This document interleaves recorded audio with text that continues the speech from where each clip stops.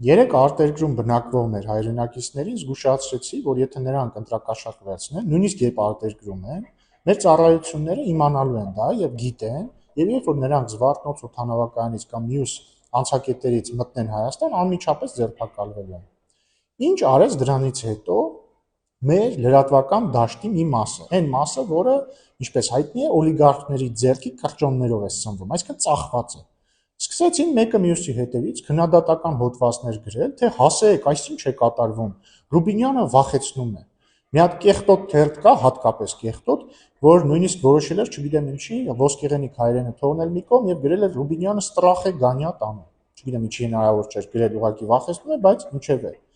Բայց ես մի բան եմ ուզում հասկանալ, այսինքն ինչ չպետք է վախենան, հա, ընտրակաշառք վերցնողները։ Սիրելի ծախված լրատվամիջոցներ, կարող գիտեք սա 2017 թիվն է, ասենք ձեր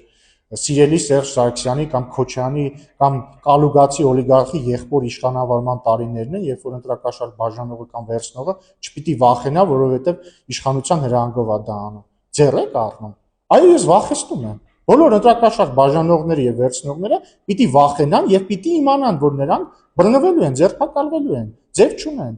Իդեպ, բոլոր այն լրատվամիջոցները, որոնք կաշառք եւ ապօրինի վարձատրություն են ստանում օլիգարխներից, նրանք էլ պիտի վախենան, որտեղ նրանց հետևից գալու են։ Վախեցեք։